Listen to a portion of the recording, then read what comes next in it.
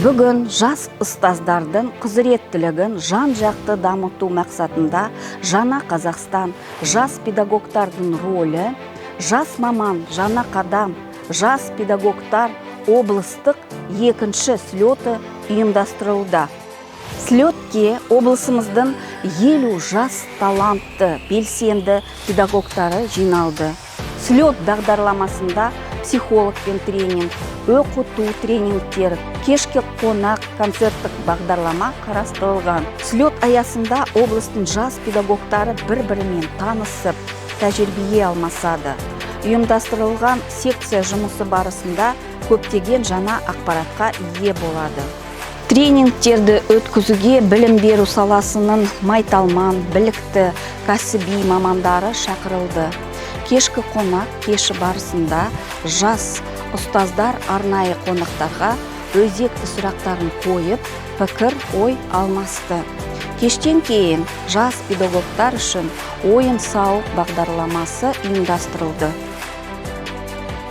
Здравствуйте, меня зовут Воронцова Варвара, и я представляю район имени Габита Мусрепова, Ломоносовскую среднюю школу. Для меня большая честь сегодня присутствовать на этом слете. Поистине феерическое мероприятие. Мы в таком живописном месте, на базе отдыха Гринвуд. Но красота – это не единственное, что сегодня здесь примечательного, потому что для нас подготовили невероятную программу.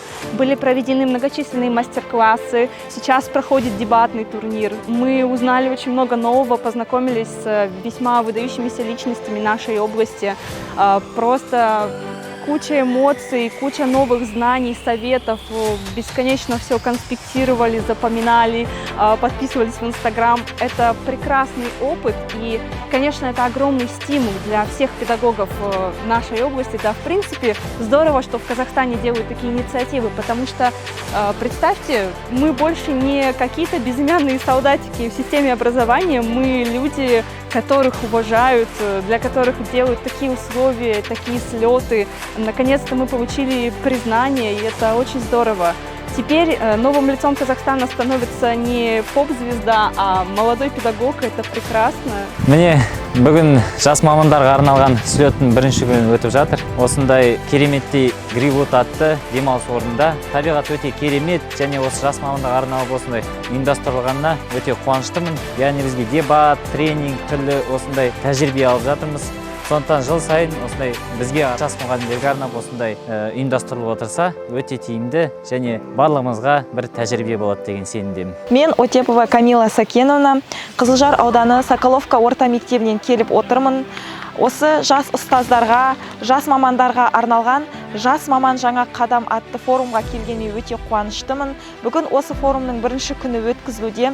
Бізді таңнан бері ұйымдастырушылар жақсы көңіл күймен қарсы алып, көптеген мастер-класстар, тренингтар, конференциялар өткізіліп жатыр. Қазірдің өзінде дебат өткізіліп жатыр. «Жас маман жаңа қадам» атты форум негізі жастарға өте сондай көптеген жаңашылдық әкеледі, жаңашылдыққа үйретеді. Мен енді осы тренингтардан, конференциялардан өзіме көп тәжірибе алдым. Және де өзім осы алған тәжірибемді мектепте оқушыларға қолданамын деген үміттемін. Және де барлығына алғыс білдіремін. Гиричев Роман, учитель географии, лицея Лорд, город Петропавловск. Сегодня мы находимся на семинаре молодых педагогов в зоне отдыха Гринвуд. Замечательное живописное место, которое располагает обстановкой для знакомства с коллегами со всей области, с молодыми педагогами. В будущем данные знакомства, я думаю, будут полезны каждому. Это и обмен опытом, и решение каких-то проблем, в том числе и методических, и предметных. Ну и очень интересно также было послушать сегодня спикеров, которые добились в жизни определенных высот, задать им интересующие вопросы, узнать, с какими трудностями они столкнулись на пути к своему успеху, какие у них есть негативные черты, с которыми они борются, и как они достигают своих целей, то есть ставят цели, планируют. Сессии с данными спикерами мотивируют на дальнейшие успехи, и я думаю, каждый вынесет для себя что-то полезное.